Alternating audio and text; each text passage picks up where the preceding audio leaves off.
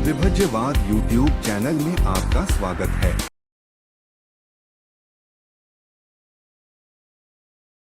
Welcome to विभज्यवाद। विभज्यवाद में सभी सत्पुरुषों का स्वागत है।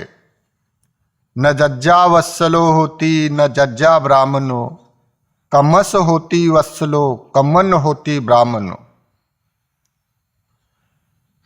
लौकिक धर्म में, लोकतांत्रिक धर्म में क्या सभ्यता है, क्या संस्कृति है, क्या दृष्टिकोण है, ये मूल कारण हेतु समझने के बाद ही कोई मनुष्य सम्यक दृष्टि की या प्रज्ञा की क्षेत्र की बात कर सकते हैं। जैसे लौकिक धर्म में कहा जाता है जज्जा वत्सलो होती जज्जा ब्राह्मणो, यानी जन्म से ब्राह्मण होता है, जन्म से शूद्र होता है। शूद्र यानी जो सोशल वर्क करने वाले, काम करने वाले, खेती का काम करने वाले, मजदूरी दिहाड़ी करने वाले, उसको शूद्र कहा जाता है। और जो अत्यंत धनवान होते हैं, वर्णवान होते हैं और सभी मनुष्य का शोषण करते हुए सभी धन अपने पास रखकर अपने सभी मनुष्य के विकास करने के सभी सुख सुविधाएं अपने पास रखकर दूसरे जो काम करने वाले मनुष्य का शोषण करते हैं, उसको शूद्र कहा जाता है। कौन सिद्धांतों में? लौकिक सिद्धांतों में। वहाँ स्त्री जाति का अत्यावधिक शोषण होता है। किस कारण? तो ये उसका मूल सिद्धांत होता है जज्जा वत्सलो होती जज्जा ब्राह्मणो। कैसे? जैसे जन्म से ही ब्राह्मण होता है, जो ब्राह्मण घराने में उत्पन्न हो गया तो हो गया वो ब्राह्मण। और जो कोई निम्न जाति में काम करने वाले लोगों के घराने में उत्पन्न हो गया तो हो गया ब्राह्मण शूद्र। ऐसा करके उसको वर्णवाद जतलाते हुए ये किसने बनाया? तो ऊपर वाले ने बनाया, भगवान ने बनाया, नीचे वाले ने बनाया, सब एक ही बनाने वाला है और वही करता है और वही फल देने वाला है। ये उनकी मान्यता होती है लौकिक धर्म में। और इसी कारण से वो सभी के सभी ग्रंथ पुराण उसकी मान्यता ही वो स्त्री प्रधान होती है, पुरुष प्रधान होती है। पुरुष प्रधान होने से उनके भगिनी, माता भगिनी का, बहू बेटी का अत्याधिक शोषण होता है। फिर भी वो उनको रुसता है, भासता है। वो न्याय संगत नहीं होने के बाद भी वो लोगों को यही सिद्धांत अभिप्रेत होता है, क्योंकि वहाँ प्रज्ञा नहीं होती है। प्रज्ञा नहीं होने के कारण वो लोग ऐसे मतवादी होते हैं, आत्मवादी। एक तो ये आत्मा नाम का कोई वस्तुमान संचालन करने वाला, ऐसा बतलाने वाला होता है, या कोई तो भी बनाने वाला, कोई भगवान है बनाने वाला, ऊपर वाला नीचे वाला भर के कर्म तो करते हैं, जीवन भर भ्रष्टाचार करेंगे, लेकिन ऐसे ही बोलते हैं कि हमको बनाने वाला है। अगर बनाने वाले पर इतना विश्वास करता तो भ्रष्टाचार करने के लिए डरना नहीं चाहे था क्या? लेकिन वो भ्रष्टाचार करने के लिए डरते नहीं, पाप कर्म करने के लिए डरते नहीं, जाति भेद करने के लिए डरते नहीं, माता भगिनी का शोषण करने के लिए डरते नहीं। तो उसका मतलब है कि ये भगवान नाम की उपाधि केवल यूज करते हैं, लेकिन वो डरते नहीं है, ना विश्वास है। देखो, क्योंकि वहां प्रज्ञा नहीं है। इसकी तुलना से लोकतांत्रिक बुद्ध शासन में यहाँ कोई बनाने वाला है या कोई आत्मा नाम का संचालन करने वाला है, ऐसा नहीं कहा जाता है। क्योंकि उनका सिद्धांत दुख बता देता है, संसार में दुख है, दुख की रियलिटी है, उसका उत्पाद बता देता है, उसका आस्वाद बता देता है, उसका अभी परिणाम बता देता है, उसमें उलझन आदि ने क्या बता देता है, उसका अर्थ बता देता है। इसी कारण यहाँ क्या कहा जाता है? कम्मस होती वत्सलो कम्मन होती ब्राह्मणो। कर्म से ब्राह्मण होता है, कर्म से शूद्र होता है। यहाँ विषमता, मनुष्य का शोषण नहीं किया जाता है। यह सबके लिए स्वतंत्रता है। जो कोई कर्म करता उसका फल वो वही भोगेगा ही भोगेगा।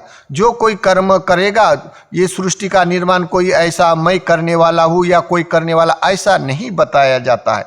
यह कोई आत्मा नाम का वस्तुमान संचालन करता है, वही पाप कर्म करने वाला है, वही सुख दुख अनुभव करने वाला, वही नहीं बताया जाता है। कि यहाँ रियलिटी बताया जाता है वैज्ञानिक तौर पर, अपने मानसिकता के पूरे ओपनिंग करते हुए कारण हेतु बतलाया जाता है।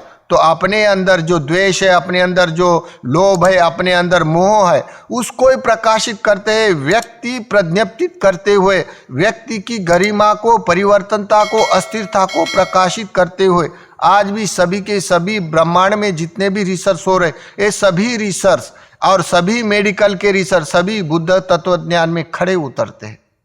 देखो ये रियलिटी है। इसी कारण बोला जाता न जज्जा वत्सल होती न जज्जा ब्राह्मण हो। यहाँ स्त्री जाति का शोषण नहीं होता है, ना यहाँ गरीब लोगों का शोषण होता है। हर कोई मनुष्य कर्म का दायद होता है, कर्म ही उसकी यौनी होती है, कर्म उसका बंधु होता है।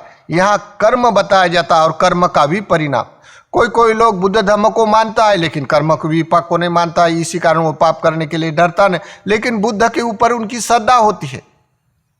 ऐसे भी होता है क्योंकि उनकी पहुंच कम होने के कारण ऐसे होता है। तो जज्जा वत्सलो होती कमन से होती वत्सलो कम्मन होती ब्राह्मणों, कर्म से शूद्र होता है, कर्म से ब्राह्मण होता है। तो कैसा, जैसा कोई मनुष्य चार आर्य सत्य का ज्ञान संपादन करता है, वैरागी है, उसको त्याग आ गया, वो निष्क्रमता करता है और मार्ग में प्रतिष्ठित होकर सोत्तापन्न सकृतगामी अनागामी अरंत हुआ, तो ये हो गया ब्राह्मण। और जो कोई मनुष्य हिंसा करता है, चोरी करता है, व्यभिचार करता है, श्रमणों को गाली गलौज करता है, तो हो गया शूद्र। और वो देशद्रोही है, देश कंटक है, समाज कंटक है, हो गया वो शूद्र। तो इसी कारण यहाँ कर्म को शूद्र कहा जाता है, कर्म को ब्राह्मण कहा जाता है। तो यहाँ जैसे कोई एक घटना आती है, जैसा प्रसन्नजित राजा के नगर में, कौशल नगर में एक मल मूत्र साफ करने वाला, काम करने वाला, जैसे हर कोई काम में जो पारंगत होता है उसके काम के नाम से जाने तो कोई बात नहीं, कोई काम से नाम से, जैसा कोई चर्म का कर्म करता है तो चर्मकार बोलने से कोई कमियां नहीं, लेकिन उसको शूद्र कह के नीचा समझना ये बड़ा खतरनाक होता है नैतिक व्यवस्था के लिए। और इसी का पर उसका उपचार केवल बुद्ध शासन में होता है, क्योंकि यहाँ प्रज्ञा होने से। और कोई लोग बाबा साहब कहता है लेकिन प्रज्ञा का क्षेत्र स्वीकार नहीं करता, अपनी जाति पंथ के वैसे कर्म करते हैं, तो ये भी न्याय नहीं होता है। देखो, तो इसी कारण यहाँ प्रज्ञा होने से कौशल नगर में ये एक मल मूत्र साफ करने वाला, उन्होंने अपना ऐसा ही कहा था कि मैं तो शूद्र हूँ, नीचा काम करता हूँ तो शूद्र हूँ, इसी कारण मेरा बुद्ध को वंदन करना, ग्रंथ पठन करना, पाठ पठन करना, भक्ति भाव करना, ये तो हमारा काम नहीं, हमको तो ये सम्मति नहीं है, ऐसा वो जानकर कहता था। उसने मन ने ऐसा समझा था। तो जब जब बुद्ध आता था तो वो अपने कोने में छुपा रहता है। जब वो झाड़ू मार रहा था और बुद्ध भिक्षु उधर आ गया तो वो दूर हटकर खड़ा रहता था, दूर से हाथ जोड़ता था, लेकिन उसकी श्रद्धा थी। लेकिन उसको ये कहना था, माना था क्या बुद्ध के पास जाना, बुद्ध का धम्म श्रवण करना ये शूद्र जाति के लिए परमिशन नहीं, सम्मति नहीं करके, लेकिन उसकी बहुत इच्छा थी बुद्ध का वंदन करना।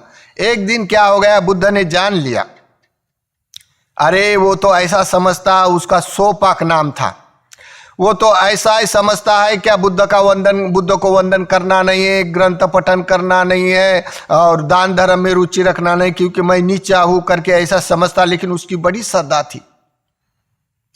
एक दिन ऐसे तथागत ने समझ लिया, क्या देखो ये झाड़ू मार रहा वो गली में, तथागत वहां से गुजर रहे, गुजरने के बाद वो कोने में घुस गए एक, और दूर से हाथ जोड़ता है।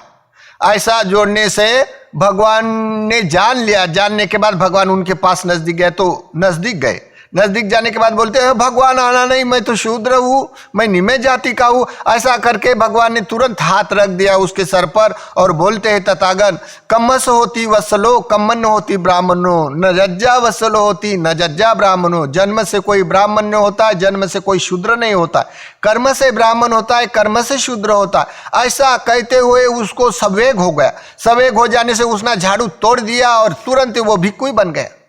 भिक्खु बनने के बाद वो तुरंत मार्गगामी होकर बुद्ध शासन में विहार कर रहे। देखो, यहां स्त्री जाति का शोषण नहीं होता है, यह कर्म का सिद्धांत होता है। तो जैसे तथागत ऐसे कभी आश्वासन नहीं देते हैं। कैसे? क्या मैं आपके कर्म के विपाक बदल दूंगा? कर्म का विपाक हर कोई मनुष्य अपना दायर होता है। चाहे बुद्ध भी हो तो भी उसके कर्म के विपाक अनंत होने के बाद भी, बुद्ध होने के बाद भी उसके कर्म के विपाक जो बचे हैं उसको भोगतना ही पड़ता है। जो कोई कर्म के विपाक होते अपने अपने, जो कर्म के अच्छे बुरे विपाक होते वो स्वयं को भोगना ही पड़ता है। तथागत उसके कर्म के विपाक को आश्वासन नहीं देता कि मैं तुम्हारे कर्म के विपाक बदल दूंगा। ये तथागत के हाथ में नहीं, ये नैसर्गिक व्यवस्था है। तथागत केवल मार्ग दाता है, मार्ग बतलाता है। दुख तीर से जाकर सुख तीर पर पहुंच देना है तथागत का मार्ग है। फिर तथागत ये कभी आश्वासन नहीं देते, उनके हाथ में नहीं मैं बनाता हूं। तथागत बुद्ध बनाता है ये संसार, वही उसका पालनहार है, ऐसे कभी तथागत आश्वासन नहीं देते। क्योंकि ये संसार छंदा के कारण नामा रूपा खंदा, जैसे नामा के जो चित्त स्कंद होते हैं नैसर्गिक व्यवस्था है। जब वो खंदा से जुड़ जाता है, पृथ्वी धातु, आप धातु, अग्नि धातु खंदा से जोड़ता है, तब कोई सत्व उत्पन्न होता है, जड़ सत्व, मनोमय सत्व उत्पन्न होते रहता है। देखो, तो इसी कारण तथागत ये कभी नहीं कहते हैं कि मैं पृथ्वी या निसर्ग निर्माण करने वाला हूं, बल्कि मैं मार्गदाता हूं। जो दुख लोग जो काम रोष भोगते हैं, काम रोष का जो परिणाम है दुख कारक है, तो वो दुख से मैं तीर पर ले जाने का काम करता हूं। तीसरा, तथागत कहते हैं मैं कभी किसी का ध्यान नहीं करवा देता हूं। ध्यान अपने पुण्य कर्म का विपरिणाम होता है। जो कोई मनुष्य अपने में जानता है पुण्य कर्म करता है तो उसका भी परिणाम समाधि होगी। अगर समाधि में प्रज्ञा होगी तो विशुद्धि मार्ग में मार्ग का साक्षात करेगा। ये मेरे हाथ में नहीं है, मैं केवल मार्गदाता हूं। साक्षात्कार अपने पुण्य कर्म से होते, समाधि अपने पुण्य कर्म से होते। पुण्य कर्म करने के लिए मैं उपदेश करता हूं और मार्ग बतलाता हूं, ये ऐसा मार्ग जाता, ये ऐसा विशुद्ध, मैं मार्गदाता हूं। देखो, तथागत और बताते मैं किसी का भी साक्षात्कार नहीं करवा देता हूं, आओ मैं तुमको रिद्धि उत्पन्न कर देता हूं, साक्षात्कार करवा देता हूं, ऐसा कभी नहीं कहते हैं। तथागत कहते हैं मैं मार्गदाता हूं। साक्षात्कार जिसके पास परियति धर्म है या पटिपति धर्म है, समाधि अपने में परिपूर्ण है और बुद्ध धर्म को संग पर श्रद्धा है, तो एक दिन अपने एकांत में अपने आप उनको अपने कर्म के भी परिणाम से साक्षात्कार होगा। मैं किसी का साक्षात्कार करवा नहीं देता हूं, बल्कि मैं साक्षात्कार करने के लिए मार्ग बतलाता हूं, मैं मार्गदाता हूं। देखो, ये आप कर्म का ये चार बातें तथागत बोलते ये मेरे हाथ में नहीं, ये अपने आप होने वाले हैं, लेकिन जो कर्म का दायरा है उसके साथ होता है। अभी ये घटना के तौर पर देखो, अभी लोग क्या करता है, कैसेट लगा देता है और बोलता है मैंने तो 10 दिन शिविर किया और हम तो सोतापन्न हो गया। मैं पूछता हूं तो क्या क्या कर दिया आपने, तो बोलते आनापान करता हूं फिर भंग ज्ञान हो जाता है, अभी तरंगे तरंगे बुद्ध जानने से सोतापन्न हो जाता है। और जब हमने बोला बैठो, नहीं हमको कैसेट लगा दो तब हमको तरंगे आते हैं, तभी हमको वेदना आती है। तो देखो, ये तो सन्मोहन ध्यान है, ये तो 18वीं सदी में लेडी साइडों ने सीखा हुआ अमार्ग का पैटर्न है। भंग ज्ञान तो वही करवाता है और वही भूलभुलिया मार्ग बोलता है। यही तो भूलभुलिया तो मार्ग की शिक्षा लेता है और उसका भी परिणाम निखंती है। निखंती की रेलसेल करते करते उनके वशीभूत हो जाता है, बद्ध हो के उसका उद्योग बन जाता है। लेकिन करता क्या, बड़ा सुखकार लगता है। भंग ज्ञान का भी परिणाम सूक्ष्म चित्त होकर सूक्ष्म चित्त की धारा जानते हैं, वेदना जानते हैं, इसी कारण सुखकारक अनुभव होता है। असुखम अदुखम वेदना में वो विहार करने से उसको भला लगता है, लेकिन उसका भी परिणाम अहंकार बढ़ता है, लोभ बढ़ता है संवेदना के प्रति, और निखंती यानी सूक्ष्म तृष्णा बढ़ने से मिथ्या दृष्टि हो जाती है। तो ये थोड़ा ही देखता है, उसके कारण दुर्गति भी होती है। अहेतु का चित्त बनकर वो उसका एक ही उद्योग बन जाता है, वो दूसरी बात मानता नहीं और वो ही करता है और उसको बोलता है अमार्ग कोई मैं सोतापन्न हो गया। तो ये बात तो तथागत कभी बोलते नहीं, क्या मैं तुमको साक्षात्कार करवा देता हूँ, आओ मैं तुमको 10 दिन करे तो साक्षात्कार करवा देता हूँ, और ऐसा करने से निर्वाण की भंग ज्ञान होने के बाद संवेग दृष्टि आ जाती है। और भंग ज्ञान तो अमार्ग का है, भंग ज्ञान तो भूलभुलिया मार्ग का है, फिर भी कंसेप्ट क्यों नहीं होता है? क्योंकि जो उसका जो रेल सेल करने का जो परिणाम होता है, रोम रोम खिल जाता है मनुष्य और सुख प्रीति से निहाल हो जाता है। और इस सूक्ष्म से चित्त जानने के कारण अज्ञानी से अज्ञानी, अज्ञानी से अज्ञानी, अनार्य आदमी के लिए बड़ा सुख कारक होता है। सभी सुख साधनों से बड़ा आविष्कार लगता है, इसी कारण करता है। लेकिन उनको ये पता नहीं कि ये ही भंग ज्ञान ही अमार्ग है करके नहीं जानने के कारण करता है। तो इसी कारण तथागत कभी आश्वासन नहीं देते, ध्यान में करवा देता हूँ या मार्ग का साक्षात्कार करवा देता हूँ। अभी लोग अपने आप ही बोलते हैं हमको तो साक्षात्कार होता है कैसेट लगाने से, और कैसेट लगाने से हमारा ध्यान हो जाता है। तो ये भूल गए लोग, काल के अनुमान से सुख कारक लगने के कारण इस विपसना ये केवल मार्ग का साक्षात्कार करने के निमित्त है।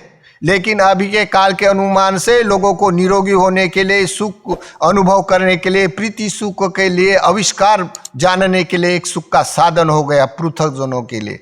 और जो आर्य लोग होते ये भी फंस जाते, जो नवा का भिक्खु है, नवा का उपासक है, वो भी फंसते हैं। लेकिन जो सम्यक दृष्टि में प्रतिष्ठित भिक्षु है, सम्यक दृष्टि में उपासक प्रतिष्ठित है, वो इस रूट को जल्दी जानता है और उस रूट का वो फंसता नहीं, उसका विरोध करता है। तो अन्य रास्ते में भी इसके विरोधक भी है जो जानने वाले, लेकिन जो नवा का भिक्खु है, नवा का उपासक है, उसके लिए बड़ा सुख का साधन है और पृथक जनों के लिए तो बड़ा आविष्कार है। तो इसी कारण अभी के लिए ऐसे बोलता है कि हमने कैसेट लगाकर ध्यान होता है हमारा और कैसेट लगाकर साक्षात्कार होता है। तो ये बात हजम आर्य जनों को लिए कैसी हो जाती है, जो लोग पृथक होते हैं वो तो स्वीकार ही करेगा।